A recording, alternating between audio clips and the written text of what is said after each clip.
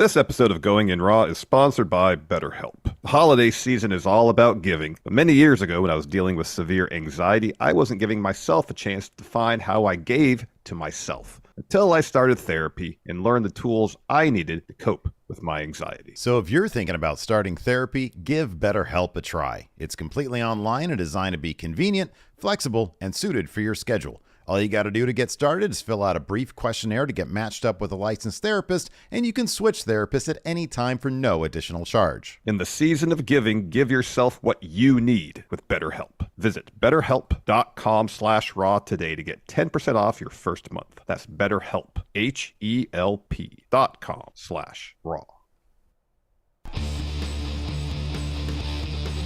Hey, friendo, Steve here. And Larson. And welcome back to Going in Raw, the only pro wrestling podcast you need to be listening to. On today's episode, we're talking about WWE Monday Night Raw with the sad last days of Yeet. You thought it was Yeet? No Yeet, Larson. No Yeet. We're going to talk Perhaps about no Yeet. We're going to talk about Yeetgate here in a moment. Also, oofda. I didn't even put this on the thumbnail because, Larson, I want to take a positive spin on this negative AEW story. Things, maybe they think the sky is falling. There was a release yesterday from the company that seems to have some AEW wrestlers. Let's honestly, they're superstars. They might want to call themselves wrestlers, but in my heart, they're superstars, Larson. Yes, superstars. Just like you, pal. Thank you. Yeah, thank you. Absolutely, it's a compliment. Yeah. Oh, wow. Anyways, let's get to the news here. We're going to talk about Raw in a few minutes. First, Yeet or no Yeet? Steve, what's your stance on Yeet? Hold on. No Yeet. Steve's stance is no Yeet. Well, up until this week, it has been Yeet for Jey Uso. But you may have noticed that Jay's Yeet shirt was blurred out during a video package on last night's Raw. It was a really good video package, too. Yeah. And WrestleVotes may offer up the reason why, saying, quote, as evident on Raw just now, I'm told WWE has found trademark issues with Jey Uso's Yeet. Yeet. The word and merchandising will no longer be associated with Uso going forward. So, since it's been revealed that the trademark for Yeet, as it relates to the world of pro wrestling, belongs to indie wrestler Casey Huffman, who initially it was reported had owned the trademark since 2021. However, Fightful adds that Huffman's application has been suspended since 2022. I don't know anything about all that. So suspended means it's not Casey Huffman's anymore. Yeah, you would think so. I would assume that maybe there is some element of, well, it's suspended because it's not trademarkable. That could be the reason. Yeah, I would think that might be the reason. Of course, if WWE can't monetize it, sorry, Jimmy Uso, you got to go with Jeet. Or I don't know, seat, something else. Here's the thing. It's sort of I'm curious to hear your thoughts on this because it's sort of a double-edged sword. Like, it's a sort of a thing that they just naturally did. Yeah. And they didn't like invent the term. No. And it caught on. So, of course, if anything catches on, you put it on a shirt, you make a bunch of money on it. And that makes a lot of sense. To then, like, blur it out. I mean, I even kind of get blurring out the shirt because if you see the shirt, that's advertising, Well, apparently the shirt's still available on WWE Shop. Is it? You can still go get the shirt. Okay. I might do that then. Collector's item. Yeah, right. Yeah, exactly. But, like, I don't know. I kind of feel like there's a bit of a happy medium where let the guy say it. I know. Have him say it. You just, find something else to market. But no, the totally. problem with that, right, isn't it like, but then it's so popular that if he continues to say it, the demand is going to be there and they can't satisfy the demand. So I don't know. I kind of get it from a business standpoint. I kind of get it. I guess it kind of depends too on what the legal issue is. I mean, seemingly, or at least that's the gist I'm getting here. The trademark situation might be somewhat up in the air. Maybe, and if it's a situation where Casey Huffman can't trademark it because no one can trademark it, well then, heck, go ahead and do it. Yeah, but here's the problem with that, though, right? Hmm. Anybody can do it. Yeah. And they don't want anybody to do it because then so they're gonna they're gonna potentially not sell shirts for Jey Uso and make money for the company just because somebody else could put Yeet on a shirt too. Yeah, I think so. Yeah. All right. Yeah. I mean, I don't look. Yeah, I don't think there's any harm in letting them continue saying it. I understand the idea that if it continues to get over, there's gonna be demand for a shirt because we've all been conditioned. Anytime any wrestler has any catchphrase that catches on in the slightest, bang, it's put on a shirt immediately. Like, okay, actually, you know what? This actually raises a really good point. How the hell are they allowed to trademark? Yeah. Yeah, I know. Are they? Whoa! For wrestling don't say purposes. That. Don't say. Yeah, I know, Larson. Well, do we know they've trademarked it? I have no idea, but you're not going to tell that guy to stop saying yeah. I wonder. You gotta wonder. This is a really. We've already or yes, for that matter. Did they trademark yes for we've wrestling already purposes? spent 5 minutes talking about this stupid shit. I wonder if it is a situation where they went to Jay and said, "Hey, we have a problem. We can't trademark this thing." And maybe him and Roman and the Bloodline behind the scenes, I'm sure they still get along. Maybe they were like, "Okay, we'll come up with something new. I don't want other people, taking this." Would it be funny that if in kayfabe it was Roman who owned the trademark? I saw that on Twitter last night. I did too. And yes, that would be amazing. That would be awesome. He locks it down. That would be kind of great. I'd love to, play with the proverbial fourth wall there. That'd be interesting. That'd be kind of great just because it's so that I still like the thing that I love about it. Number one, somebody on Twitter put together a compilation of Jimmy Uso over the past 6 months, and it's amazing. He really is. He's so underrated. Wildly entertaining. Like there's nothing going on with the Bloodline story right now. It's all just on sort of, but he is absolutely amazing in it. And and of course, as soon as the Yeet business came out, everybody started tweeting out video of him in that one promo where he gets on the phone because he says Yeet, and then he gets on the phone. It's Roman, and then he does his best Roman impression into the camera. No Yeet. Yep. Oh, it's so funny. He's so darn good. That'd be pretty great if Roman snatched up that trademark. So that would be pretty amazing. That'd be pretty great. Jay couldn't use it. Yeah, that'd be something. Yeah, I forgot who mentioned that on Twitter, but thanks. Good idea. Who mentioned it? Thanks, you. Yeah. Thanks. Real quick before we talk about the negativity in AEW, I want to talk about something positive. Hey, let me ask you something. Would it be appropriate? Are we allowed to show the Patrick Sparks picture on like the YouTube, or should we just put it out on social? I don't know what that picture is. I don't know if it's insensitive. I don't know what it is. I don't know. That's the most Patrick Sparks thing to send us a picture that we put Big Blue on. Yeah. Because he won the Big Blue Predictions Challenge. Yes. That we can't air.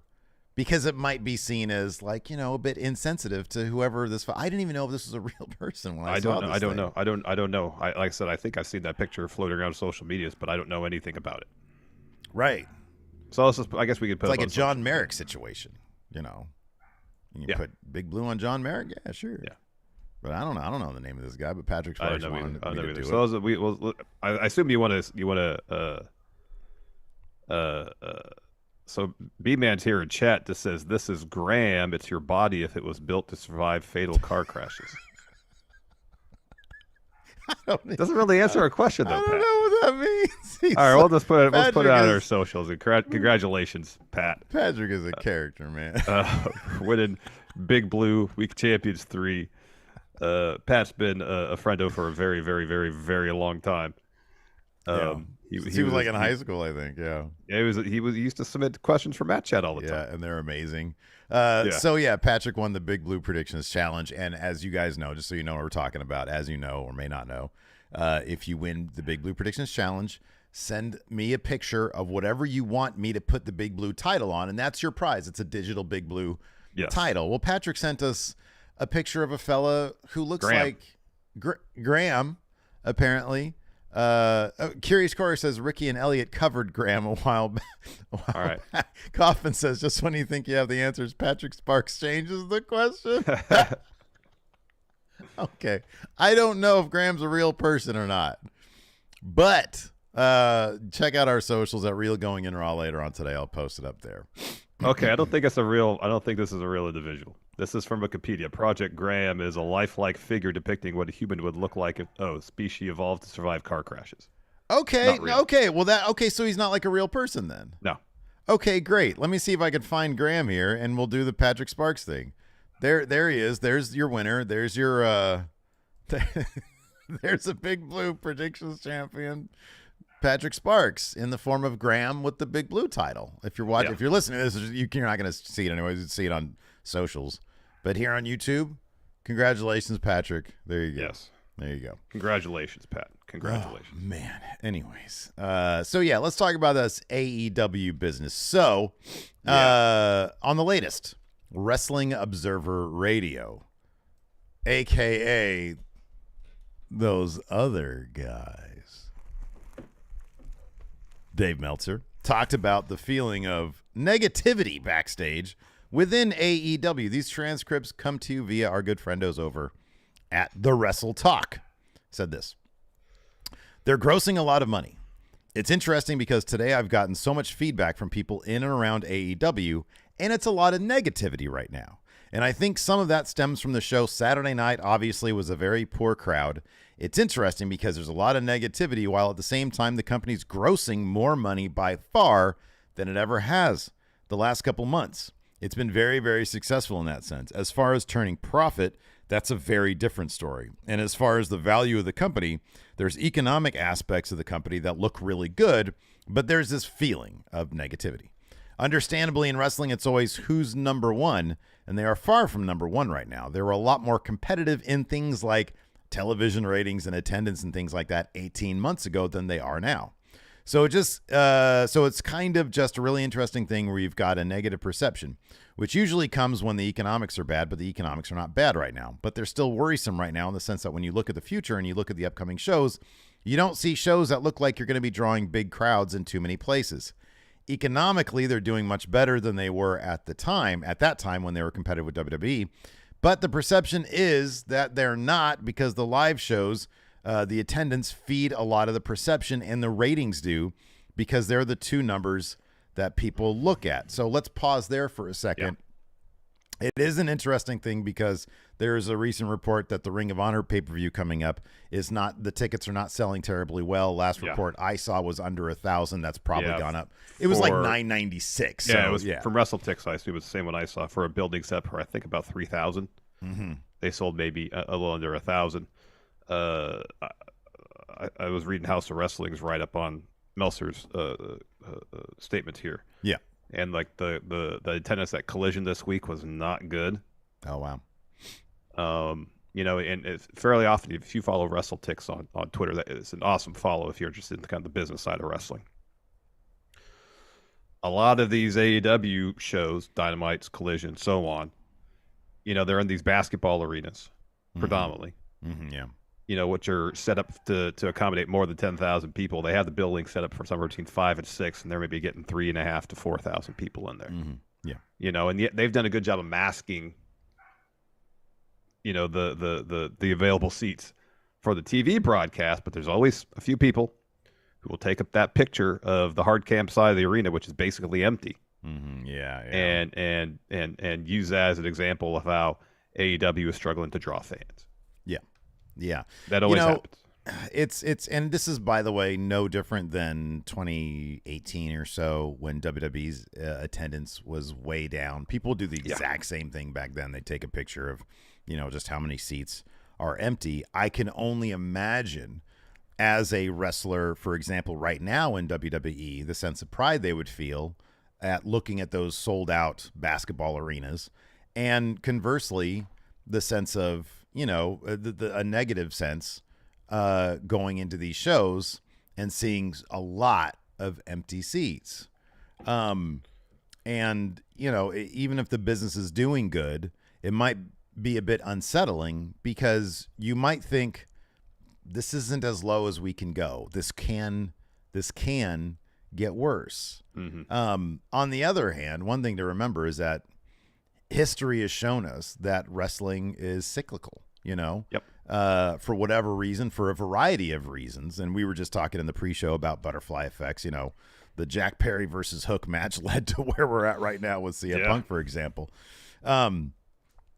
that, the smallest things, the strangest things can shift tides. They can change very swiftly. Look at where WWE was in, the middle of 1995, and look at where they were at the beginning of 1997 in a span of 18 months. Their fortunes had changed pretty vastly. It took them another year to really just become, like they were doing the highest grosses that they ever had. Yeah.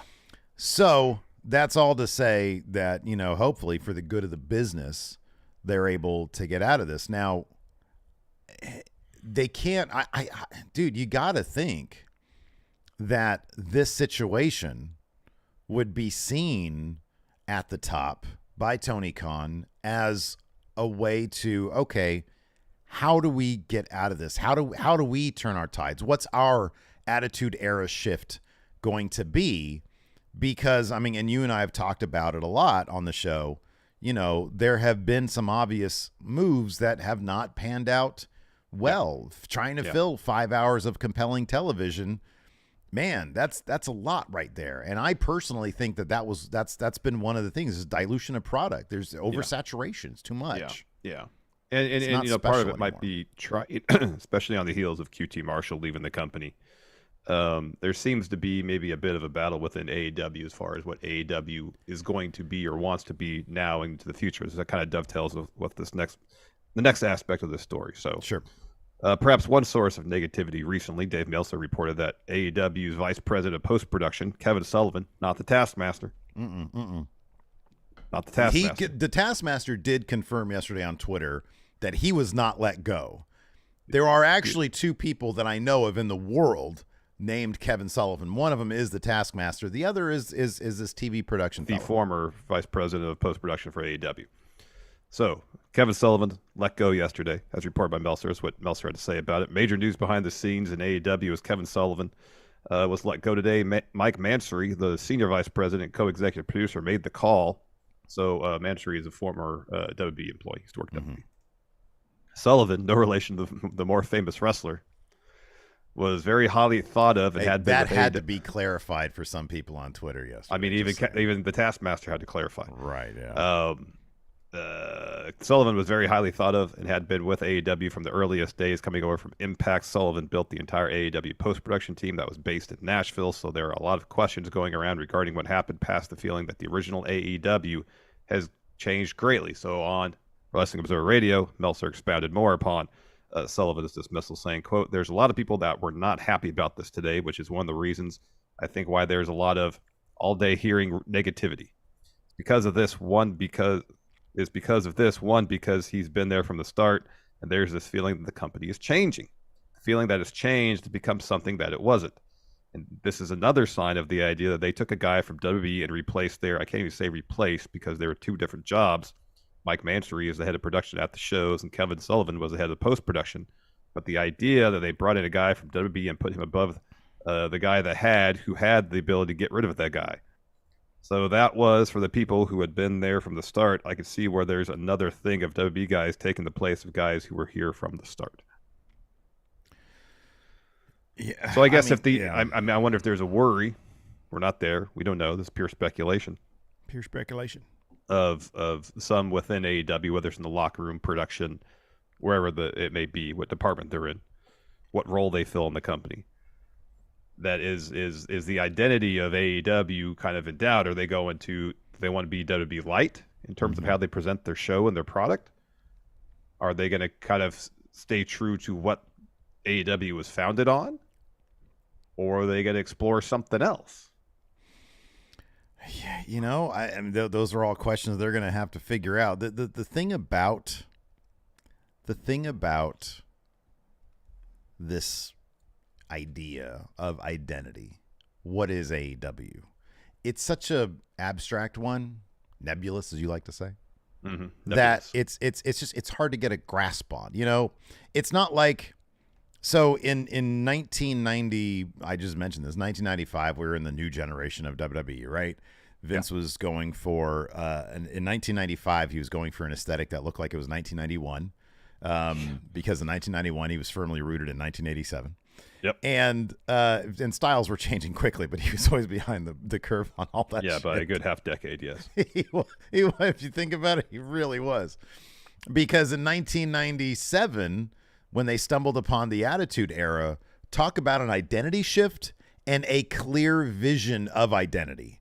That product was packaged together so tightly and so perfectly in what it was that you always knew exactly what you were going to get and what kind of programming you were going to get. And that was, and it's funny because in 1997, 1998, that aesthetic, which was, in the rest of pop culture rooted in 1993, 1994, but it was still really cool. It was, it was grungy. It was really cool. And I don't, but nailing something like that, it's kind of not easy to figure out, especially when look, people say that, AEW was a thing. I'm sorry, but AEW's identity was never all that well figured out. There was always a wide variety of shit going on. You had Cody running Cody Island and a lot of that stuff. And then you had the Elite running Elite Island, and you had a lot of different stuff. You had a musical number with MJF and Chris Jericho. By and large, early AEW, the first 2 years of the company, was basically prime WCW. That kind of seemed to be the vibe they were going after. Because, one thing about prime WCW after Bischoff took over was Bischoff started bringing in wrestlers from around the world, showcasing new styles. Yeah. It wasn't just all Hogan and the NWO. That was a lot of the TV show. But, he was bringing in wrestlers from Japan, from Mexico, putting them on cable television and really highlighting what wrestling is like stylistically from around the world. Mm-hmm. And yes, other companies have done that since then. I mean, basically every company has done that since then. But it seemed to be one of the focuses early on for AEW. We're going to bring in wrestlers from Japan, from Mexico, from around the world and showcase what they can do. And they still do that. It just seems from a creative standpoint, it's just really kind of was always to this degree, but for whatever reason, it seems like there's a brighter spotlight on it because there's so much more TV. From a creative standpoint, it's all over the place. There's stuff that's really good. There's stuff that's barely there. There's stories that don't get the time and attention they probably really need. If a lot of that is based on what do we want our show to be? Yeah. What do we want our programming to be? Yeah. What is the vision behind our approach to wrestling? And that seems to be kind of gotten lost somewhere along the way. But I still kind of maintain that it was. So, one thing that you've said before in the past that I think is pretty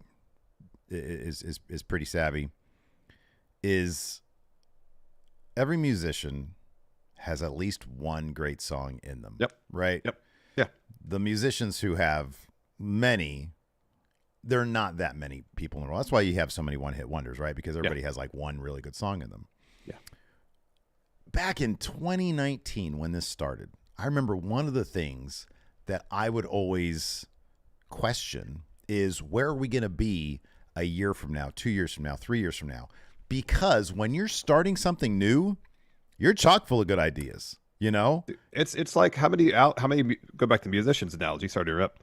How many bands, artists, recording artists, their best work is their first work because they've been working on those songs for years and years and years and years. The follow-up is the hardest record to make. Yeah, right. The sophomore slump. Yeah. Yeah. We're going to continue this conversation. We do need to pay some bills really quick, so we're going to go ahead and do that. From our wonderful sponsors. So let's see here. Get to the thing. There it is. This episode of Going in Raw is sponsored by BetterHelp. Larson. What's that?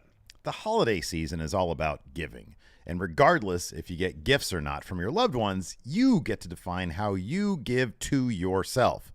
So whether you treat yourself to a day of rest to recharge, go easy on yourself during tough moments, or decide to start therapy, remember to give yourself some love this holiday season. Back in my mid-20s, I found myself in a tough spot after I started dealing with severe anxiety, and it got bad enough that I was faced with a decision. Was I going to allow my anxiety to get in the way of my happiness? Was I going to go to therapy so I could start learning the tools I needed to better cope with my anxiety? It took me a couple tries, but I eventually found a therapist I felt comfortable talking to, and therapy got me back on a path living a happier, more productive life. So if you're thinking of starting therapy, give BetterHelp a try. It's entirely online and designed to be convenient, flexible, and suited for your schedule. All you got to do to get started is fill out a brief questionnaire to get matched with a licensed therapist, and you can switch therapists at any time for no additional charge. In the season of giving, give yourself what you need with BetterHelp. Visit betterhelp.com/raw today to get 10% off your first month. That's BetterHelp, HELP.com/raw.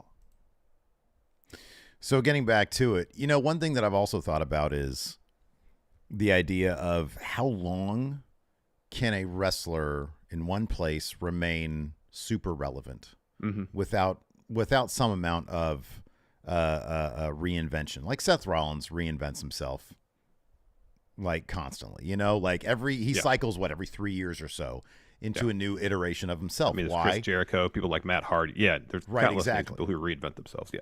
Right now, you can look at WWE and see certain wrestlers like Rhea Ripley. I believe that Rhea Ripley in 2023 and heading into 2024, I think she's going to have more. Those are going to be the years that you look back at Rhea Ripley and be like, those were the prime years. 97, 98, Steve Austin. 2 years. 2 years. Drew McIntyre right now is in the middle of a reinvention. We're going to talk about that here in a second now that he's going heel and the truth will save you and kind of stuff. But he hasn't had a reinvention in a while. When back in 2020, the Royal Rumble, he was peaking. And then unfortunately, and they've been wise to roll this into a story, he had to be the empty Performance Center champion, right? Yeah. But at that point, he was hot. Yeah. He came into NXT in 2017, and he peaked at the right moment. Royal Rumble, boom, he was the guy, and then nobody was around. And so in wrestling, it's one of those things where it's weekly. It's every single week. So Kenny Omega, the belt collector, that was the best thing he did in AEW, and it was awesome. I really love that. I know you did too. Yeah, it's good stuff. Now look at Kenny Omega. He's done it all. He's done it all. What's there left? You gotta come up with what's next. You gotta come up with more fresh ideas. That's a lot easier said than done. That is so much easier said than done. You look at the Acclaimed a year ago. Now they dropped the ball with the Acclaimed, sure. But that time to strike was then. That the iron was hot then. Yep. And now they're just sort of lost. House of Black. Does anybody really care to see Malachi Black now challenge for a singles gold? Look at Shinsuke Nakamura. It's so difficult to take him as a guy who can actually win a world title because there's years now. 2018 or 2017, whenever his NXT run was, that was when he was hot. It's so difficult. I love the Shinsuke stuff last night, by the way, but he's totally he's going to lose to Cody Rhodes.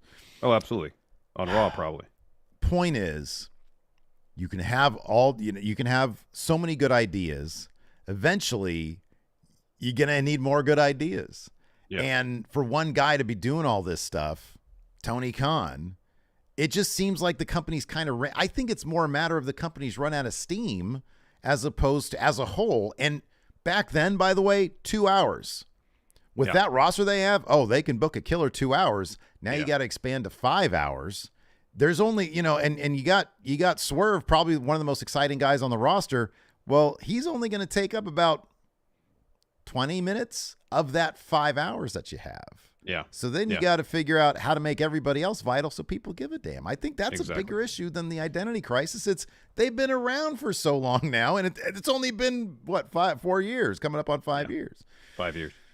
They got to mix it up somehow. I guess to a degree, if you're suffering from a bit of identity crisis in your primary, and I don't even know that's the issue here, and you're struggling to find out what your identity is as a company and as a production group, maybe finding vital stories for everybody is difficult because there's no vision with which all your ideas or majority of your ideas are funneled through. Yeah. If they had an overall aesthetic that they wanted to try for, an overall philosophy from a creative and production standpoint, how they want the show to look and feel and how they want to tell their stories, well, then you got that taken care of. You can even have a guidebook as far as how to follow whatever philosophy you have. Then it's just all right. Let's focus exclusively on telling some interesting stories as opposed to what's this going to look like? How is this going to feel? From a creative philosophy standpoint, how should we approach the story? If that's all sorted out in advance for the most part, Yeah. That is details. And you're focusing primarily exclusively on the details of your story. And that's where really the depth and the breadth and the interesting aspects of the stories come through, is the details. You know, and here's the thing too, is that when you think about it, when you think about wrestlers and them, their peaks, their moments, their years, their eras, look at the eras of WWE, right? The Rock and Wrestling was what? The Rock and Wrestling was a fucking long time. If you think about it, if you want to go from WrestleMania 1, 85, they were able to carry that out. I mean, 5 years later, they were still at it with Hogan and Warrior. Yeah, I mean, you can go back to 84 because they had that special on MTV, I believe, before WrestleMania 1. Yeah. But if you want to take it from 85, let's say you go from 85 and you go, you know, by 90, Vince McMahon knew he needed to get something fresh, right? That right there is about the length of time that we're looking at AEW's been in existence, right? Yeah. And then you've got from like 91 to 93, they had the Slaughter crap. They were still trying to figure out Warrior. They brought in Sid, they brought in Flair. But then like the post-Hogan era from 93 to when he figured out he needed to change it up in 94. 97, yeah. Right. Well, I was thinking like New Generation. Oh, gotcha. Yeah. That lasted 94, 95, 96, right into 96. Yeah. Then he realizes I got to change again. Late 96 to 99 and then into like 2000, 2001 when you do the invasion. He bought WCW. My point is these eras last about as long as AEW's existence. They got to figure out, and each of those eras is an identity. They got to figure out what the identity is. Otherwise, they're running on fumes. Yep. They need a rebrand. Look at what happened with WCW after they wrapped their NWO era. They were running on fumes. They tried to bring in Vince Russo, and it all fell apart. Yep. You adapt or die, and that's the bottom line. And I don't know. It really is. Maybe AEW, based on star power alone, they can continue to get decent pay-per-view numbers, and maybe the TV ratings, which Dynamite's still getting over 800,000 on a regular basis, maybe that'll be enough for Warner's to give them a decent deal and get them into an area where they're really happy. But until they figure out what they are and how to revitalize their talent to make the most of them, they're going to be in a tough spot. They are. Yeah. Middling. Yeah. Middling. We got some super chats, some members here. Fabian with a member for 35 months. We've been doing this for 35 months. That sounds like it must be a glitch in the YouTube matrix. It sounds like it. It sounds like it. It says, hey, Stephen Larson, I already liked the video. Why, thank you. It looks like here we got 109 likes out of 483 people. That's less than 25%. Whoa, everybody. Listen, I know it's earlier than usual. I know we're doing this a little bit earlier in the day, and I get that. No excuses. That's my mantra. No excuses. So early in the day, you probably haven't used your one like for the day yet. Use it on our video, please. You got to stop telling people that they only have one like on YouTube, man. You know, you're an influential voice. They might actually believe you, and it's simply misinformation. I know that you're a big fan of the conspiracy theories, Larson. Oh, don't even start with that. Don't even start with that. Oh. More than one, you're allowed to have many likes during the day. I like the David Bowie fashion video every day when I wake up. You unlike it and like it? Yeah. Every day. Well, no, I just hit the like button, so it likes it one day, unlikes it the next day, likes it the next every day. other day. Gotcha.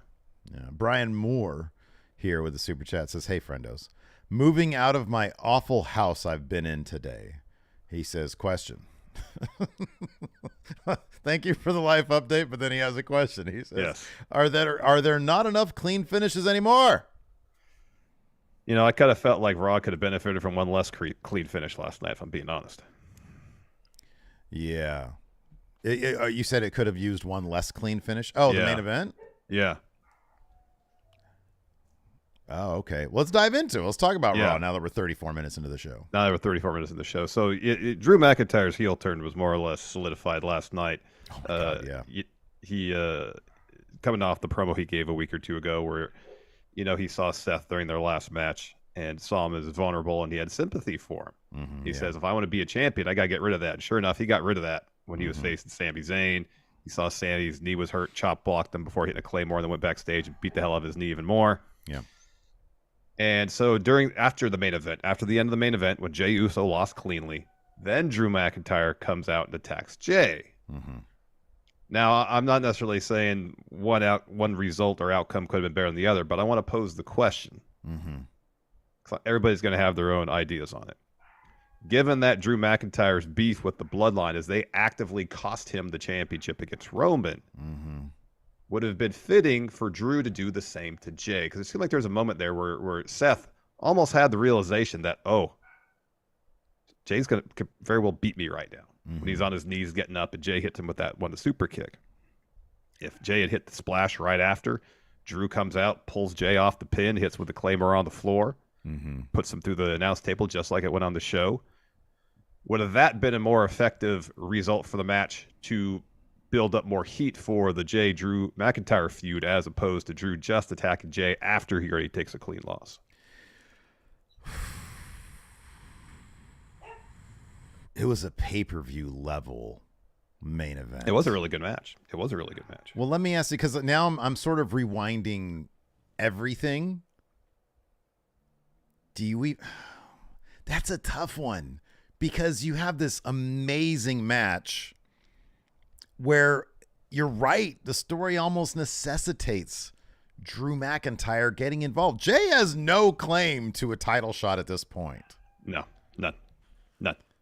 And that's another thing too, is like if there is, whether there's a ref bump and Drew costs Jay the match, or I know it's an outcome we've seen countless times, especially when it relates to the Bloodline. I know it, and I know it gets tiresome. In terms of building intrigue for Jay, this is main event Jey Uso, who just lost clean in the main event. Like, how am I supposed to believe? It was in the main event, though. I mean, he was it wasn't the main event, Jey Uso, but he lost clean, you know? And it's like, if I would take him seriously as a main eventer, I know he was on the precipice, it seemed like, but again, it was lull Seth Rollins wins. It is getting to that point, isn't it? It is really getting to that point. Yeah. Because Jay hit him with all sorts of stuff. 2 spears, 2 splashes. Seth kicked out of all of it. I know. I don't know. I mean, personally, I felt it was a bit of a slip up not having Drew in some way or another leading to Jay losing that match. That's just me. I'm sure other people might have different ideas and thoughts about it. I understand you want Seth looking strong going into WrestleMania when he'll probably lose that belt to Phil. So rewinding. Okay. Yeah. I definitely feel you. I wonder if, and we'll do the cheesy fantasy booking thing here. Instead of killing that crowd with a wonk finish, because you can't do, in my book, you can't do 25 minutes and then wonk the finish. You cannot do that. Dude, I kind of felt like, because there was a lot of people were booing after Seth kicked out of that second splash. Kind of a bad move, right? Here's maybe what you do. You do the thing where Drew attacks Jay before the match. Yeah. And Jay still carries on with the match, and he has a killer performance, and Seth kind of almost reluctantly has to put him down in the end with that stomp. Maybe you do that, and then what we saw. And then Drew stands there happy with his handiwork, but also not satisfied, and then he attacks Jey Uso. I feel you, though, because it's sort of a really damned if you do, kind of damned if you do, damned if you do. Because, yeah, you got the crowd like, dude, Seth, really? You kick out of all this stuff? Like, what is it, Johnny Gargano 2018 right now, 2019? I know. And I don't know that does Seth any favors. Like, who's going to take that? I mean, it could still be Drew McIntyre takes that title off him. Yeah, but, it could be. But yeah, no, I feel you on that. But then at the same time, it's like, God damn it, that was such a good match. It was. That was a great match. It was really good. It was just really phenomenal. Really but I thought, I was like kind of shocked when Jay hit that the splash. I was like, what the fuck, are they gonna do this? Like, that's kind of crazy. And they did the whole, Gargano gets hit by a bus and kick out situation. Yeah. But I mean, a situation too. Sorry, where when it's convenient for their story they're telling that match, Seth really leans into, oh, my back is jacked up. Yeah. But if it doesn't really play into the story they're telling of the match, like his back is more or less fine. He needs to be more consistent with selling of the back. Yes. Like if his back is jacked up, here's the thing: more matches he has, probably the worse that back is going to get. If the whether it be exclusively kayfabe or there's some truth to it, and I'm led to believe based on what he said, there's some truth. He does have a messed up back. A bit, yeah. I'm guessing that thing ain't getting any better if he keeps wrestling. Yeah. Yeah, good stuff though. That main event was It was really good. There was a lot of good else. matches on Raw last night. There was. Yeah, there were. Yeah, absolutely. Drew McIntyre, speaking of him versus Sami Zayn, I loved him smelling that blood in the water, Larson, because he didn't take advantage of her. He was like obeying the referee, and then he gets to the outside and he sees Sammy limping, and they talk about perfect TV production. And here's one of the things: like, I'm not there. But if you want to get AEW's television production value up to WWE's level, that zoom in on Drew and his performance when he saw, I got to do this now. I can't. I've already kind of screwed myself in this match. I can't do it twice, because then fool me. Can't fool myself again, right? Yep. Yeah. Fool me once. And he takes advantage of it and completely chop blocks the living. I thought that knee was going to explode like that house in Arlington, man. I thought that knee was going to he chop blocked the shit out of that knee. Yeah. Yeah. And he went to town and then gave the fucking gnarliest Claymore. And that was it. Drew is there. He's where he wants to be. He's where he needs to be. Well, then on top of that, he goes backstage and takes issue with Sammy mentioning his family in the show opening promo. Yeah. And just stomps on that knee some more. Oof. Yeah. So a monster heel in Drew McIntyre. If you want to do, Maggie, cover your ears. If you want to do this right, he's got to take that title off Seth, man.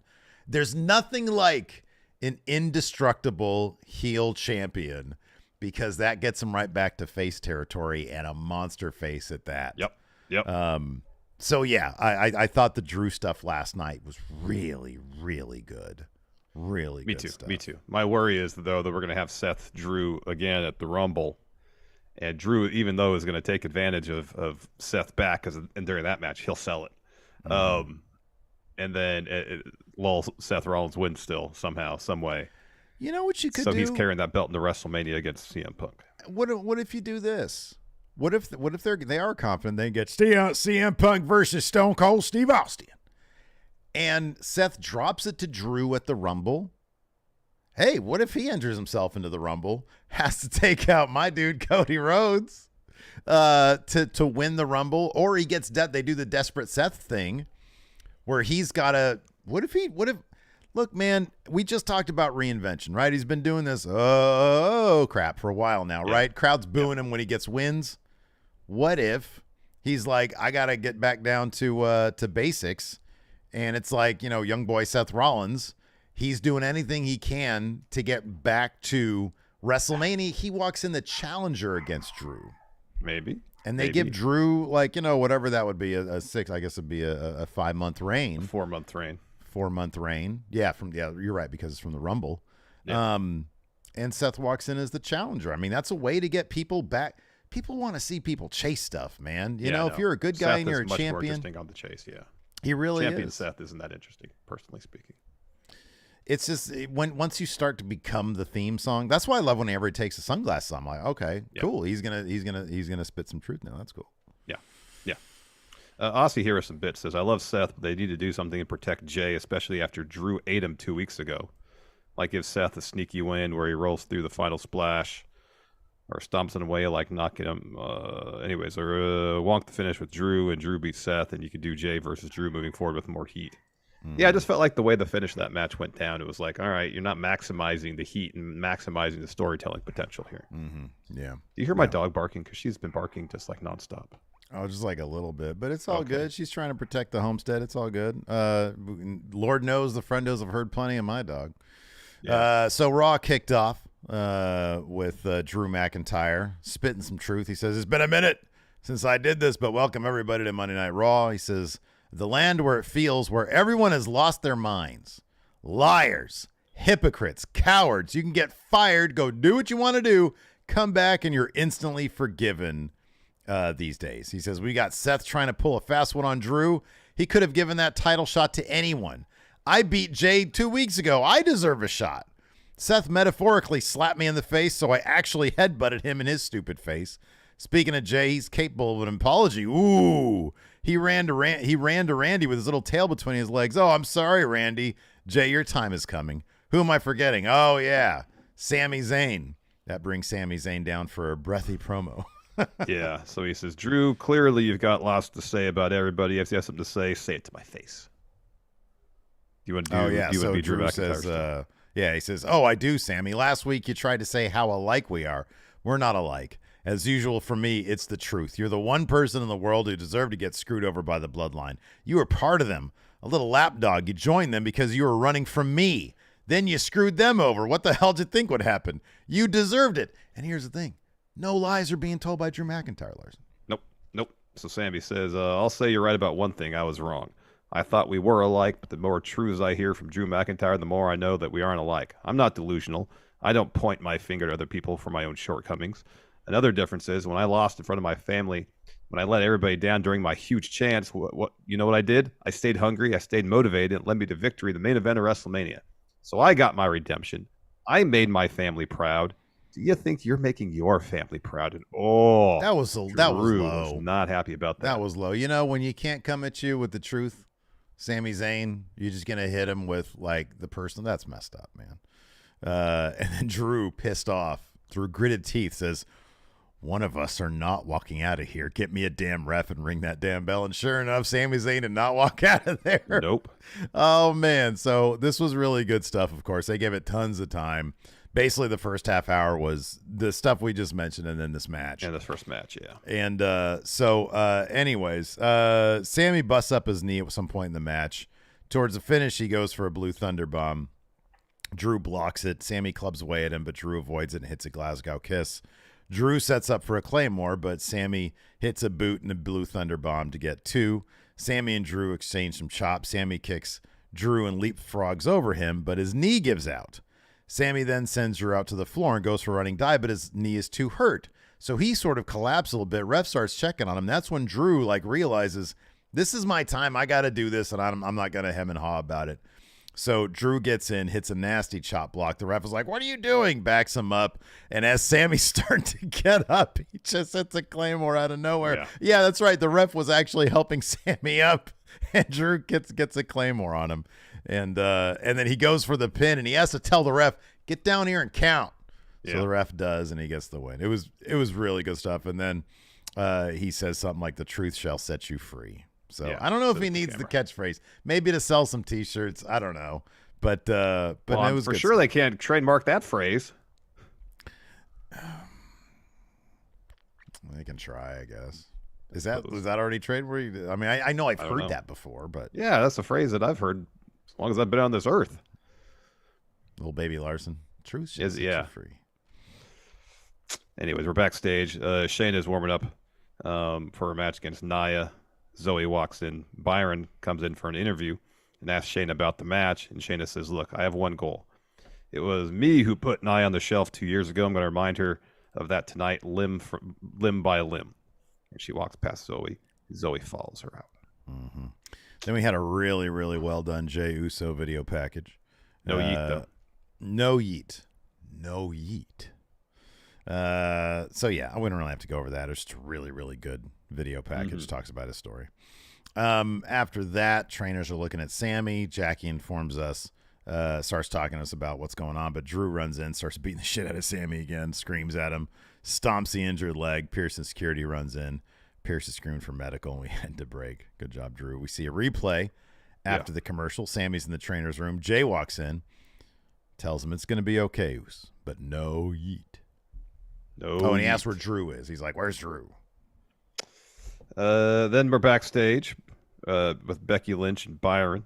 Becky asks her about last week, and then Nia appears. And Nia says, I can take it from here, Barney, get lost, because Byron had a really bright and awesome purple suit on. It was great. Mm-hmm. Yeah. So Nia says, last week, you talked about a couple fights on your horizon. Does that include anyone in particular? And Becky goes, yes, actually, one of them is you. You would be number one because I hadn't forgotten about you, Nia. I think we all did, but then you showed up. One of my interviews reminds me that I still owe you a receipt. And Nia's going back to the Survivor Series years ago. It's crazy. I never had a one-on-one match after that. Wasn't that? That's how they booked back then. That So was how Nia they says, booked back then. Yeah. Nia says, receipt, huh? Well, once I'm done squashing Shayna, I'm all yours. Becky says, can't wait. But Nia makes her entrance for a match against Shayna Baszler. Yep. We have that match. Real quick. Of course, people are pointing out to us that the truth shall set you free was our truth's catchphrase back in like about 10 years ago. So there you go with the little Jimmy stuff, apparently. Yeah. So there you go. Yeah, Shayna Baszler versus Nia Jax. Scary moment when Shayna tries to give Nia like a German suplex from like Nia was up on like the second rope, I think, and she couldn't like get far back enough and sort of landed on Shayna's head. That looked ugly. Yeah, it looked like that hurt. Yeah. In the end, Nia Jax gets the win with an annihilator, and then Becky Lynch comes out, and Becky sort of mocks her a little bit. So it looks like we're getting Becky Lynch versus Nia Jax. It looks that way. I mean, do you think this is going to be on the way towards, like, what's You the know, it might path be a here? I thing- thought they were going to do Nia versus Rhea. I thought that might be the case too, but maybe they're having the story play out. They'll have a moment in the Rumble, and then they'll have their blow-off match on Raw like the week or two after. No, that could be. That could be. After that, we had, of course, a lengthy CM Punk return video package, as if we didn't already see that. He's going to be on Raw next week. Yeah, he's going to be on Raw next week so that Pierce can try to sign him to an exclusive. So is that what it's going to be? Orton gets to be on SmackDown. Punk gets to take Fridays off? Yep, looks that way. I would prefer the Fridays off thing, man. You know, going to a bar on a Monday night is just... What about going to a bar on a Sunday night? You can go and sit there and watch all the NFL action you want. There you go. I Like like as your inebriated as you want. Get home safely. You got the whole next day to recover. Make sure you do the Lyft or the Uber. Yeah. There's no excuses these days for the DUI, None. Larson. No excuses. None. Anyways, no excuses for how they treat DIY. They're backstage chatting. Indy and Candace walk up. They're acting like they're on Full House or something. Yeah, It's like the way with Ciampa. It just doesn't feel There's right. no edge to DIY. None. It's completely the opposite of that. I Very know. smooth and soft. No edge. It's like a sponge. Nothing about them feels like they did it themselves. Like Yeah, the right. presentation I'm talking They about. look prefab. Yeah, They do. They do. They do. Anyways, so Candace and Indy show up. They wish them luck against Imperium. And then Imperium shows up behind them, and they just talk shit. Guys are like, Gio, look at the lovely couple over there. A lovely couple of losers. And Candace is like, oh, it's going to be really embarrassing when you lose 2 in a row tonight. And Indy says, you better hope Gunta won't get mad. They walk off, and Kaiser's like, Gio, tonight is really important. You better not mess this up for me tonight. And Vincey says, I got it. I hope you do too. Ooh, Kaiser didn't like that. That match was next 2 out of 3 it was falls. not good for them, let me tell you. We are DIY. Dude, I had to fast forward it last night. I could not listen to that theme. I watch it just to get the biggest kick, because ever since you pointed out Ciampa hypes up the crowd, he does it even more now. Like, I swear, I mean, come on, yeah, let's do it. Come on. Give him some pom-poms or something, you know? Dude, I know. They need a DIY dance routine. That's what they need. He needs Go the shirt all cannon. the way with it. Shirt cannon. Yeah, right. Give them their own team, their own group of like Sacramento Kings fast break dance team. Here's your fast break. Fast break. Give them their own dance team. Yes. You know, I did love, talk about great ideas, Kenny Omega's cleaner dancers. Yep. That shit was hilarious. It was. This was a great match. They gave it tons of time. DIY didn't win 2-0, but they did score 2 pins in a row. First fall went to Imperium after Kaiser rolls up Ciampa after Imperium broke up meet in the middle. Mm-hmm. So Imperium's up 1-0.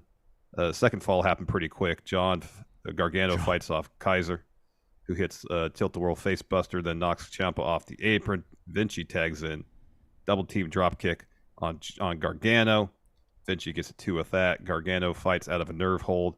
Imperium's looking for the Imperium bomb. However, Ciampa breaks that up. Gargano rolls up Vinci to get the win. And then the third and deciding fall, DIY scores that too. They finally hit meet in the middle on Kaiser. Mm-hmm. So he screwed up the match this time. Mm-hmm. So DIY gets the win 2-1. mean, Ciampa and Gargano are fantastic wrestlers. The crowd are going to get behind them simply because they put on awesome matches. Yeah. They got to work on the presentation. They got I don't know, so much of this doesn't feel organic to me. So, okay, I will do this. It's all nice and fun to talk about how shitty they are right now. They'll get there. I honestly think that Triple H probably likes them way too much for me to think that they are depth guys, to think that they are buried, to think that they are going to go in this weird lobotomized / neutered manner in perpetuity. I think there will be a story with them. They probably will, to a degree, maybe try to recreate what they did back in the day, where there's a big turn, and they'll have a killer story.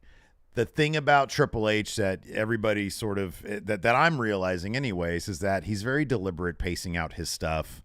Yeah. And I have no doubt that they're going to use what's going on right now as fodder for whatever story's going to happen. So yeah, I hope so.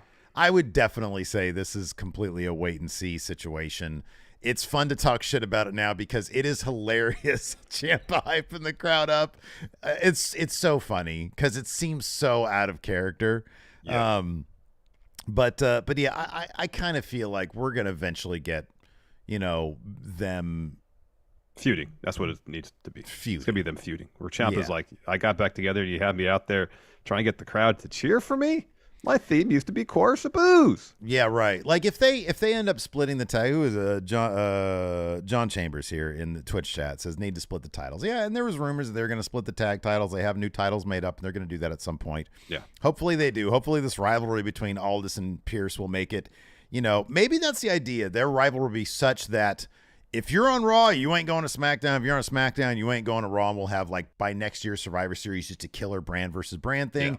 They won't do it like they'll actually do, like, a draft properly. Mm-hmm. If they split the tag titles and you have tag titles on Raw exclusively, I can see them getting these tag titles, working their way up to that. Then you can use that as a way to split them up. Yeah. You got to get them to be fan favorites, and through their wrestling, they're getting there. They're getting a lot better reactions now. Yeah. Than they were, even a couple weeks ago. Yeah, it was super quiet a couple weeks ago. When the crowd gives a shit about them, that's when you really start the storytelling stuff. Exactly. You got to start somewhere, and maybe you're right. Maybe there's an idea behind. Oh, well, there's this really polished thing, and Ciampa's like, this is not my thing. Mm-hmm. I used to live in a box truck. Mm-hmm. Yeah. Right. Exactly. So next we're backstage. Tegan Knox, Natalya are backstage. Piper and Chelsea walk up, and Chelsea, says, "Hey, if it isn't Natalya," and Tegan and Natalya says, Chelsea says, "Is it Natalya?" And the rainbow haired. Before she continued, Natalya says, "It's Tegan," and Chelsea goes, "Tegan, right? Well, we were on our way out of here, but a little birdie told me that you two have a match. It's so cute. You're trying to make this work. Get over it, Natty. This is not your meal ticket. Nobody's buying this." And Tegan fakes like she's gonna punch her. Chelsea flinches, so 2 for flinching there, and then Green stomps out. Mm-hmm. Yeah. After that, we had some highlights from last week's tag team turmoil. Backstage, the Creeds are squatting Woods and Kofi on their shoulders. Ivy's hyping him up. Kofi's like, "How's it feel being #1 contenders?" And Brutus is like, "We feel great." And then Woods is like, "You got to focus on Judgment Day." And Julie says, "We faced some of the goats last week. We're absolutely ready for Judgment Day." It's this whole comedy. But do you like this stuff? Do you think it does much? I mean, it gets them on TV, and that's fine. Gets them on TV, and I guess an opportunity to showcase some personality. It's just it's so forced and kind of just doesn't. I know. It's the last few weeks. It seems like they're emphasizing the comedic aspect of things maybe a bit more. There's room for that, obviously, but it's just. I don't know. It's so cornball. So I don't know. But people probably like it. I don't know. You know what? Eastside here in YouTube chat says, "I like how the backstage area is becoming more of a living thing, similar to how it was in the Attitude Era." That's good. I guess I can't shit on it too much. It's fine. Yeah. Gable's never looked more far away from the Intercontinental Championship. Oh, no. I mean, they need a good 9 months to even try to rehabilitate him to the point where I think he could challenge to be a contender. Yeah, right. Yeah. So anyways, speaking more of Gable, of that, Yeah, so the Academy walks in. Gable says, shoo. She's like, just joking. I'm really proud of you guys. Take it from a former Raw Tag Team champion. It only gets harder from here. If you need some extra training, stop by and try out the Gable method. And the Creed say, we got someone to neutralize Rhea and take her out of the equation. That's Ivy Nile. She says, Rhea's one of the toughest, but you know damn well I won't back down. And then Maxine says, I have no doubts you can handle her. Anyways, it just ends up with Maxine squatting with Tozawa on her shoulders, which is really fucking impressive. Let's not be wrong here. Yeah. So we're backstage. Judgment Day. Priest, JD, Dom are walking into their clubhouse, and Priest, looks off camera, says, "This isn't happening again." Pan over, and R-Truth has got a little TV set up in their clubhouse, trying to get it to work. And he says, "Oh, what's up, my guys?" And Priest says, "JD, I thought you said you were going to deal with this." And Truth says, "Deal? I'm the one that got the best deal on this TV. Look at it, LCD, almost flat screen." And Priest says, "Man, I told you, you got to leave." And Truth looks at JD and says, "Jackie D, nobody likes you. You got to leave Judgment Day. How many times do you got to tell you?" And JD says, "Truth, you aren't in Judgment Day. I'll never be in Judgment Day. Get out of our clubhouse." Truth says, "I'll get out of your clubhouse, but we got to tighten up security." The thing that I liked about this, so this is the comedy shit that I fucking love. Yeah. Because Rhea's gone, and it's clear that Priest is like, it's just, he doesn't have any control whatsoever. No. And so, but this is the thing that I love about it. There's complexity to his character, because JD, who is used to being on the receiving end of being told to get out of here, now gets to flex on Truth and say, get out of here, you're not welcome. And Priest has to say, hey, take it easy, man. Don't be too harsh on Truth. Everybody loves our Truth, even Damian Priest. And so then Priest, after Truth says, I'll get out of our clubhouse, but we got to tighten up security. Priest says, you see Drew out here acting like Rhea, speaking nonsense like we wanted him on the team. Then he complains about not getting it done. And then Dom interrupts and says, Mommy says no one touches Drew. And Priest says, Mommy, let me explain something. He's going to tell you something. He says, Rhea isn't here tonight. Same with Finn. Boo! Last booze of the night were for the announcement that Rhea wasn't going to be there. He says, so I'm taking the lead. You two are going to handle the Creed brothers and show them why we run the tag division. Handle business. And they walk off, and Priest says, we do need to lock the doors, though. There ain't no doors in that clubhouse. Get out of here with that. No, it's just it's a section backstage that they dress up as a clubhouse. And then he smacks the TV to try to get it to work.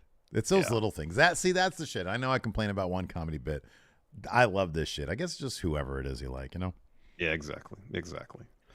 Next, we got Katana Chance and Caden Carter taking on Tegan Knox and Natalya. I guess Chelsea Green was right. This team of Tegan and Natalya ain't working because they took the loss here. Yeah. It's good to see Katana Chance and Caden Carter not only get TV time, but wins on TV, considering they're one of the two actual tag teams in the WWE's women's tag division between them and Isla Dawn and Alpha Fire. Oh, that's right. I always forget about the other one, Isla Dawn. All the other teams are just put together teams. Yeah, we got to do a video one day on like, when do you actually turn that corner? Like if Natalya, I didn't notice. Did Natalya and Tegan, were they wearing? Is it thematic gear and a name? Yes, I think that's the two most important things. You got to have, if not matching, thematic gear, and your tag team have to have a name apart from the names of the people in it. I'm going to put you and chat on the spot. All right. What's the most cohesive tag team that you'd consider a tag team? It's Edge and Christian. I was just thinking in my head, that didn't have a name, like a group name. Yeah. Because you had the Hardy Boys. That's a name. I mean, I know it's their last name. The Dudleys, but it's a group name. The Dudleys. But they had thematically similar gear. Edge and Christian? Yeah. I think also their backstory. Well, but Edge was solo before Christian, but then they were in a group that brewed together, and that's sort of like, and then they started the tag team, That's an interesting route to take. Yeah, that's The interesting. Miz and John Morrison, didn't they have a name? They didn't have a name? I don't think they had a name, but their gear was somewhat thematic. They were a good tag. Yeah, they were tight. They were a good tag team. Yeah. All right. That's good ground to cover right there. Yeah. Finish saw Natalya going for a slingshot back suplex. Carter rolls through, hits a super kick. She tags in Katana Chance, and they do the cake stand to get the win. Yeah. Yeah, I like the keg stand. That's a good. They're so creative. Oh, they really. They're a team though. Like I don't even know what the fuck their characters, but they're that sort of old school Vince thing where it's like, oh, they're so fun. You know, they come. Yeah, I their forget what Cole characters is a said. concept. Yeah. They like going to music festivals. They've That's got their characters. dubstep as their fucking theme Yeah, song, I and they know. come out with like some cannons of some sort. Yeah, that blow steam or something out, but not like steampunk, you know? Right? No, yeah. And Cole said something like, "Oh, they're all about fun, or they're quirky and enjoy life." Some weird shit like that, you know? Yeah. Oh man. Have you noticed that Michael Cole always calls Imperium the Imperium? Didn't you say he called DIY the DIY? Yeah, I think he called him the DIY. You think that's an in joke for him? I guarantee Maybe. that's an in joke. That's got to be. That's got to Yeah. The be. Imperium. Next up, Cody makes his way out, drop a promo, talking about poison mist. So he says, the first time he didn't say, so what do you want to talk about? That means he's serious. Yeah, man. Says, first time I laid my eyes on the poison mist, I was a little boy. I was terrified of the man who did it, a man by the name of the great Muda. Now I experienced it firsthand last week, the poison mist, that is. My fears were justified, but I'm not pointing fingers or casting blame. Then he does. He says, it's my fault. I should have listened. I should have paid attention. I mean, we figured out it was Cody a while ago. At the end of the day, it's one of those things where you have a big target on your back, and I knew that when I declared for the Royal Rumble. But I'm ready. Shinsuke, you have my attention. You have all of their attention. So there's two things we can do. You can emerge from the shadows, come down, explain yourself, or you can march down here and we can fight right now. So at first, nothing happens in the spotlights. Come down. Mm-hmm. Nakamura appears on the Tron and says, Cody, last week I made your eyes burn, but tonight I will open them. I will show you what you are not seeing. The path we've taken is the very same story. Like you, I climbed the mountain. Like you, I could see the top. Like you, I slipped and tumbled and fell into a bottomless pit.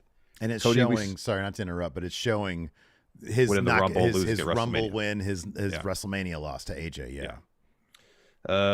Cody, we suffered the same humiliation, a fall from grace, pages left unwritten. The devil in your mind whispers, you'll never make it back there. But now you have awoken me, inspired me, and I am here to unburden you, to step into your shoes and take that story off your hands.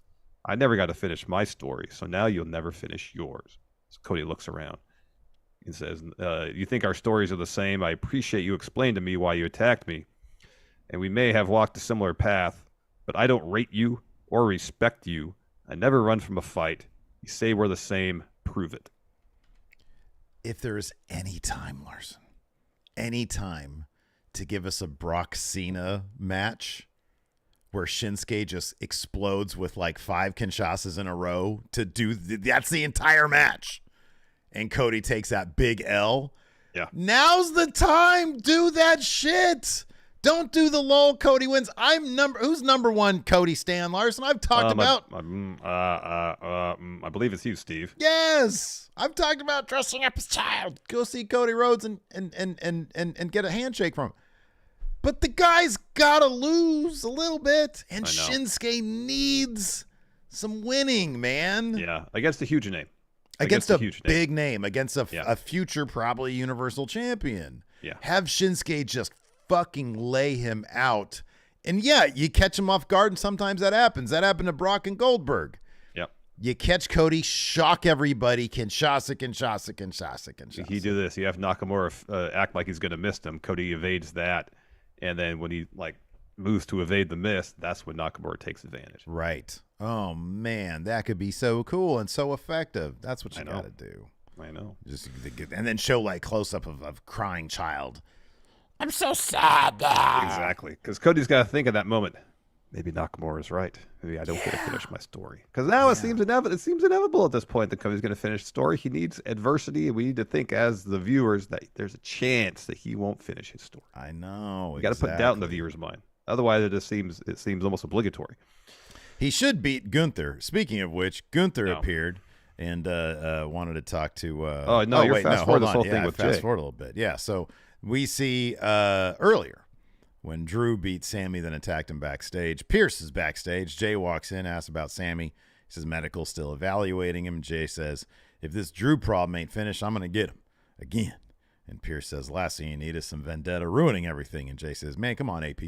I'm turned up and locked in. It's time for the World Heavyweight Championship. Oos, we got this. No yeet. He dances with Pierce and walks off. And then Gunther appears. He said, I want to talk to you about my next IC champion match. And then we cut to Judgment Day's music. So we're not privy to that particular conversation. No, but we do see Gunther later on talking to, I think, Kaiser. It was Kaiser backstage, during the Judgment Day the background backstage. of another talky bit. Yeah. So we got the Creed brothers taking on Dominic Mysterio, JD McDonough. Not a huge surprise. Creed brothers get the win here. Yeah. Solid bout. Creed's win with the Brutus ball. Steve, I'm guessing you're still not a fan of that. I'm not honestly, I'm not anti-Brutus ball, whatever it's called. Just not huge on it for a finisher. finish. Yeah. And it just, I don't know. It doesn't look like it's particularly, like, is he going to be doing this 5 years from now? They're not going to be a team 5 years from now. Julius might be main eventing WrestleManias 5 years from now. Maybe. I think he's going to be one of them dudes who, once he splits, he's going to skyrocket. Could be. If he figures out the personality stuff, he's kind of dry, but I think he's got it. So we got a Randy Orton recap of him signing with SmackDown. Seth is backstage. Pierce walks up to him. I think this is the bit where Gunther's backstage, or the background. Says, I want to say this to you directly. I invited CM Punk to be here next week, and I intend to sign him exclusively to Raw. So Seth laughs and says, I don't give a damn. Do what you want to do, but when he shows his true colors and it blows up in your face, do me a favor. Stay out of my way when I do what I got to do. I got to get ready to defend my title against one of the best in the world. Jey Uso earned this. So Jey walks up and says, I appreciate the respect and the kind words, but tonight is my night. I'm telling you, Uso, you're looking at the new World Heavyweight Champion. You feel me? And Seth laughs and says, I feel you. I feel like stomping your face into the mat the first chance I get. Jey says, that's fine. It's like I'm going to kick your face off the first chance I get. Seth responds, this is about as friendly as we're going to be. And they fist bump. And Jey says, it's my night, Uso. Like, the whole setup to this is like Jay's his expectations. I'm walking out here as champ. Mm-hmm. And what's more heartbreaking, being on the precipice of winning and have it pulled out from under you, or getting pinned clean? Well, I mean, I get it. I know. Boy, it was a good match, though. It was a really good match.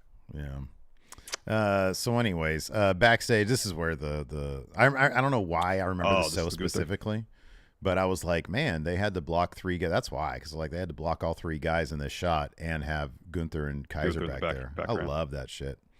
So backstage, Priest is with Dom and JD. Guys, what happened? I'm like, what do you mean what happened? You had JD McDonough on your team, idiot. So JD says it was Truth. And because Truth was all milling about during that match. And all that Rhea talk. And Dom interjects and says, it wasn't Truth. The Creeds are the real deal. You and Finn got to watch out. And Priest is like, all right. Go clean up. And then he gives JD a butt smack. I like that Dom was the one that was keeping it real. It's like, no, I had nothing to do with Truth. Creeds are legit. He's like, you we guys suck. He basically leaned in and said, you guys are fucked. Yeah, right. They're not like those other guys. I know. Real quick here, I want to point this out. We have got, what is this? 584 people watching right now. And we're at 213 likes. Hey, that's good. 213 good. But you know what's better than 213? 313. That's what's better. We'll try to get those likes up. Yes, please. It's not morning time really anymore. It's before noon. Well, technically it is. For us on the West Coast, but most people are on the East Coast probably. Yeah, somewhere higher else. Population density on the East Coast. You're correct. That's what I'm thinking, you know. Come on, man. You get more than one like. You like as many YouTube videos as you want, contrary to what some conspiracy theorists here on the channel might say. Come on. Quick, what shape is the planet Earth, Larson? It's round. It's a sphere. It's flat is what you're saying. Wow. No, those words never left my mouth. I would never say that. I'm a man of science. Science and integrity, is that what you're saying? I'm a man of science. So yeah, hit that like button. Also, we got bonus episodes, question threads, and as I mentioned before, where's that Patrick Sparks area? you could be this guy here. You could be Graham here and win Big Blue by joining our predictions challenges every month. We've got these things coming up. What's the next one we got coming up? There's nothing going on in December. For sure, is World's End is the next pay-per-view that we'll be covering. I won't be around on Saturday to watch Deadline, unfortunately. So. Oh, golly, that's coming up this Saturday. Yeah, that's Saturday. So you could be the Big Blue Predictions winner, like Graham here, Patrick Sparks, by clicking join on YouTube. It's $5 a month. It's a great way to help support Going in Raw and the Friendo Club. And you get access to the bonus shows, the question threads, and of course the Big Blue Predictions Challenge. You can also go to patreon.com/Steve and Larson. Also, Larson, we are less than, at last time I checked anyways, less than 130 subs away. Some huge strides over the last week. We're at 131 right now. Oh, wow. Away. Okay. Nope, 130. So 130 away. So if you haven't already, if you're new to the channel, if you enjoy the banter between myself and Larson, hit that subscribe button and the notify bell. If you're in the audio land and you're not like big on the YouTube stuff, hey, if you have a Google account, Gmail account, whatever, you can just hop on the YouTube, sign into that, hit that subscribe button, and it's free, and it's an easy way to help support us here at Going In Raw. You'll always get notified when we do question threads. The question threads are for the channel members, but whatever. You always get notified when there's new episodes going in Raw that are about to go live or they've been uploaded. So do us a solid, hit that subscribe button. We're trying to get to 198,891 by the end of the year, and that's less than 30 days away. It's attainable. And we're going to do a 12-hour stream if we get there. Yes. For the end of the year. Yes. So, yeah. So, before we get to questions, as you mentioned, main event happened. Oh, wow. Was it stellar? Jey Uso taking on Seth Rollins for that World Heavyweight Championship. Hell of a match. Mm-hmm. Down towards the finish. Rollins hits Jey with a pedigree. Jey kicks out. Seth's looking for a stomp. Jey avoids that, hits a spear. Seth just barely kicks out at 2. Jey gets in the corner, looking for another spear. Instead, Seth counters with a kick, a buckle bomb. But right out of the corner, Jey rebounds into a spear, heads up splash. Since it heads up top, hits the splash, Seth kicks out of that. And Seth gets to his knees. And the look in Seth's face is, I'm done. This is when I lose. Yeah. So Jey hits a super kick. Looks for another spear. Seth catches him with a pedigree. Hits a stomp to follow that to get the win. Yeah. Just absolutely a stellar match. Yeah. Absolutely. So it was after the match that Jey, Seth, they show some respect to each other. Jey rolls out of the ring and Drew hits him with the Claymore. Seth tries to help. Drew gets rid of him. And then Drew throws Jey through the announce table. And we go off the air as Drew is being all intense and scary and stuff because he's a bad guy now. He's a bad guy. He's great. He was baring his teeth. Yeah. Or trying to hold a yawn. Reflecting on it, I don't know. Maybe they have something much bigger for Seth in mind. You know, like he's proven that he can basically beat anybody clean. Roman Reigns is out there. I don't know. Maybe they got something much bigger in mind for Seth Rollins. I have no idea. Maybe he's going to dethrone Roman. I don't know. But yeah, I don't know. It's something. No, it's not going to be Seth. No, Maggie, cover your ears. It's going to be Cody. Oh, man. Because here's the thing. If Seth beats Roman, doesn't that entitle Seth to the Tribal Chief setup? Yes, but it's been clear since day one. The Tribal Chief setup is for one man. Roman Reigns is certainly not for Seth Rollins. Seth can get the Friendo Club setup. Of course, anybody can get the Friendo Club setup. $5 on the Patreon or click join here at YouTube. It's a Friendo Club setup. You know, I can't get the Roman Reigns setup. That's for Certainly sure. not I. You know, it's one thing I have in common with Seth Rollins is that neither of us can get the Tribal Chief setup. All right, I really want to get in these questions. We have a great one here. This one's fantastic. Let's do it. Ty Moore here asks, R-Truth add the TV, the Judgment Day Clubhouse. What household objects are you guys adding? The singing fish. Oh, like from What We Do in the Shadows. Yes. That's good. I'm going to go useful and go with a microwave. But air fryer. Yeah, okay. Yeah. I feel like at least, does your air fryer have the baskets or the trays? I got baskets. Okay, I got two baskets. I got 2 trays on mine. Plus, I have like a tumbler thing that rotates if you want to do like fries or something. Anyways, I find with the trays, I don't need a toaster. I barely use my microwave unless I'm warming up like soup or something. If I need to warm up basically anything, it goes in the air fryer. Yeah, I'm the same way. Jesus Christ! How much do you pay for your air fryer? That sounds like a fancy one. It's not that. No, it's not that fancy. We use it so much that the Trays? dial on. What? It's got trays. I just Yeah, have they're about two yay baskets. large. They're not huge. They're about that like the size of a small pizza. Okay, all right. There's two of them. The actual body of it, cavity of it, where you put stuff in, is only about, I don't know, like 10 inches across, maybe. You put like 8 little inches pizzas high. in it, huh?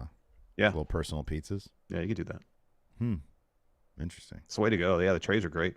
So it's got trays and the basket. And you take the trays out, and there's a tumbler, like a cylinder type thing. You can put stuff in and put it in there, and you press a button, and it'll spin. Send me the link to that one. All right. We've used it so much, the dial on top is starting to kind of go out because I use that literally every day. Oh, wow. Or crumbs get stuck in there, one of the two. Yeah. All right, talking fish and air fryer. Okay, sounds good. Let's see here. Got some questions. Let's see. Oh, here we go. David Matushek says, considering that Yeet has been removed from WWE TV, what other non-trademarked meme should Jay use for his catchphrase? Trying to think of stuff from The Last Dance. If you want to wrestle that way, don't wrestle that way.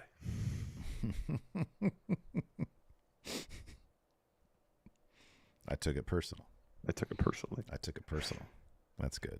Drew McIntyre took it personal. And Drew says, I met the criteria. I met the criteria, Seth Rollins. Boy, what a great line from Isaiah Thomas. Oh, yeah. I met the criteria. I know. You didn't meet the biggest criteria. You got to be on MJ's good side. That's funny because Isaiah Thomas to this day is still wondering why Michael Jordan doesn't like him. Yeah, right. Was it because of the All-Star game situation? I think it was that, and then after the Bulls finally beat the Pistons didn't stick around to shake the Bulls' hand. Stick around to shake their hands. That stuck with them. Boy, oh boy. Eastside says, with recent news that the Hardys appear to have some frustrations in AEW. We have not talked about this, Larson. So it was something along the lines of Matt Hardy said, and Jeff, I think both of them. Yeah, it was on Matt's podcast, I believe. Oh, was it? Okay. At least Jeff's quote, the quote I saw from Jeff was on Matt's podcast. Okay. So it was primarily a Jeff quote. You know, he felt like that's what he feels like a ghost backstage. He says that's how they felt walking or at WWE, before he left. You know, I don't know what to say in that situation other than I feel like everything the Hardys have to offer. I don't know what more there is for them to do at some point, right? Like, it's just a matter of you guys have done everything. And yeah, no. I don't need to see Jeff Hardy fall off a ladder and hit his head on stuff. No, don't need to see that either. They're legends. They are legends. They are absolutely pioneers. They're whatever you want to call it. But yeah, I don't know. I don't know what else to do. I don't know either. They're not in the spot to be used right, but I don't think they would be in the WWE either. Like, no, I don't think so either. No, they just sort of move around. I mean, like if you give them a tag title run, it's a nostalgia thing. You know, that's it. Who are the tag champions? They can still right put on now? decent wrestling. Bill Big I thought and the Ricky match Starks. Yeah, I thought the 6-man tag they just had the other night, the trios match, was fun, but yeah. Cardboard Box has a interesting concept here. It's the hashtag first. If you are looking to get your first question answered, put the hashtag first here, both on Patreon and the YouTube. That's what Cardboard Box has to say. Can we concoct an ongoing storyline where Vince keeps trying to trick his way back in the company disguised as a new wrestler, but he has to use all the old failed gimmicks he wanted to use on former wrestlers? What gimmicks should he take on in his wrestling persona? First of all, I don't want to see Vince back on TV. Well, to indulge the absurdity of this question. Yes. What if he uses the gimmick that FTR? No, the Revival? No. Oh, that's not bad, actually. The clown, yeah. Yeah. No. Who was it that wanted to saddle Flair with the Spartacus gimmick? Oh, that was Jim Herd, right? Yeah. Was it Jim Herd? Jim Herd. Do that. Yeah.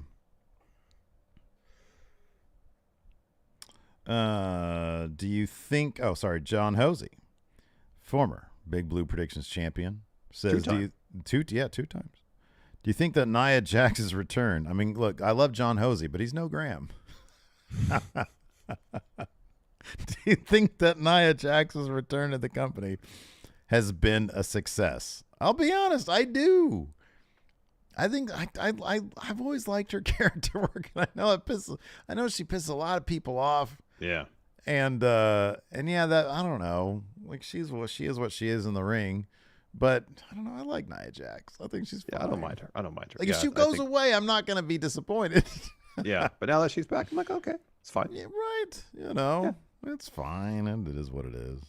DJ Hawk here says, does the fact that Seth and Punk seemingly are able to put their beef aside in order to make money and make AEW look bad? I understand a fist fight is different than bad mouthing, but we've seen it plenty of times at WWE in the past. So this is sort of a biggie. Is CM Punk completely on board with the story of his return and people not wanting him there? I mean, he said in his promo, I'm not here to make friends, I'm here to make money. Yeah. I just, he's the kind of guy who, if there's a whiff of that he's not into the story, he'll let us know. Mm-hmm.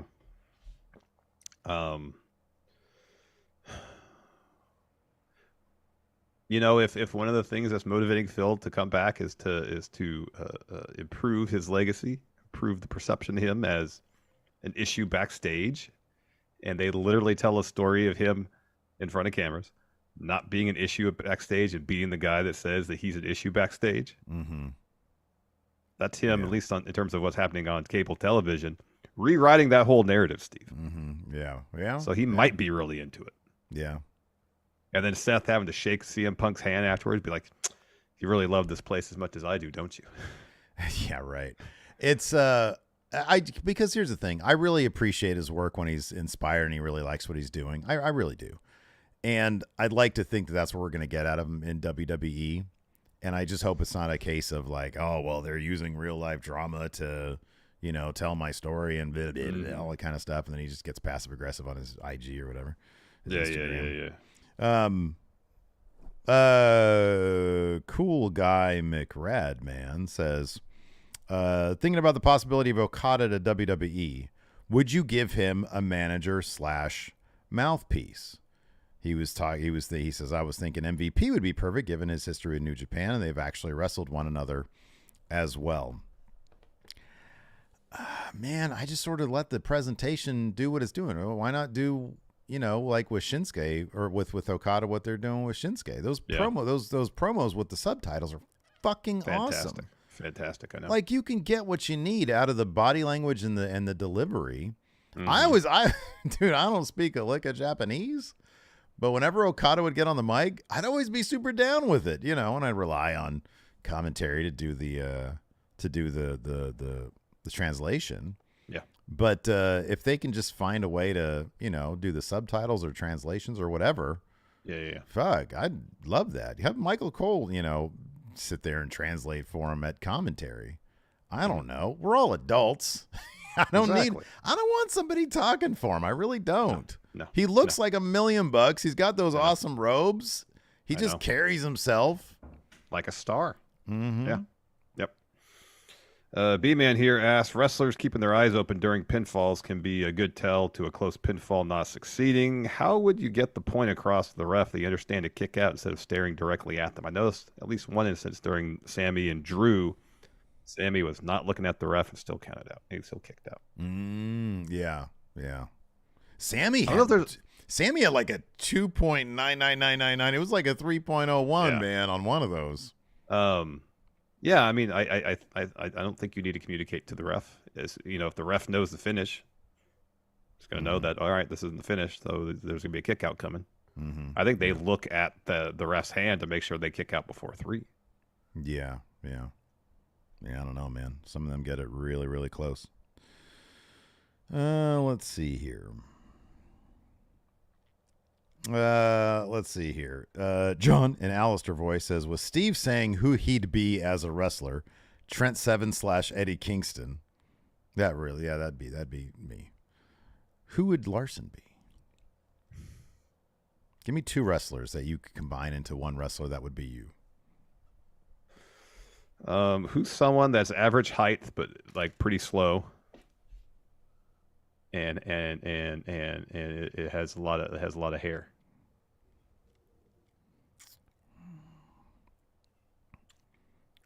I see you as like a Timothy Thatcher. Yeah, that's good because he's what, Slash. 6'1", but he doesn't move around that quick. Right. But then we're Yeah, going to that's rawgate two people like I rawgated Eddie Kingston and Trent Seven. Yeah. So like So Thatcher with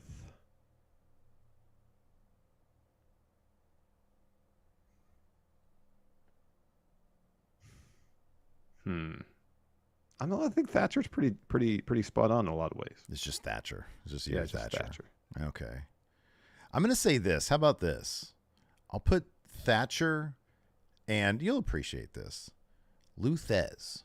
All right. I feel like Thez just always came off as like Normal older. guy. Or Vern Gagne. How about Vern Gagne and Timothy Thatcher? I don't At least know. Vern was a movie star. When I see you, I see old-timey Larson. Yeah, that's kind of my vibes, ain't it? Yeah, Vern Gagne was a movie star. Exactly. Exactly. Andrew Connolly says you guys are in control of creative and WWE push one, turn one heel, and turn one face. So the three names you can push are Montez, Chad Gable, Julius Creed. It's easy. You push Montez forward to the moon. You know, that's a conversation people need to have. Have the Street Profits been criminally poorly used? Yes. Right? Yes. Like, what's up with that? I don't know. Montez Ford should be a massive single star by now. Yeah. And I don't know what to say about Angelo Dawkins. Good luck. But Montez Ford could be a legit main eventer, right? He could be like in the main event J slot right now. Mm-hmm. All right. Turn one heel. Bianca, Kevin Owens, AJ Styles. It'd be Bianca. I love Bianca's heel work in NXT. She was so good. Yeah. Yeah, I think there's a story there for Bianca to be. Man, I don't know. Yeah. This next one's interesting. Turn one face. Austin Theory, Damian Priest, or Gunther. Priest is like halfway towards being a face. And not Gunther. Don't do that. No. Theory, man. I think Theory as charming doofus in the way was pretty over. Yeah, he was. Yeah, Theory is a good guy, actually. Theory probably should be a good guy. Yeah, I agree with that.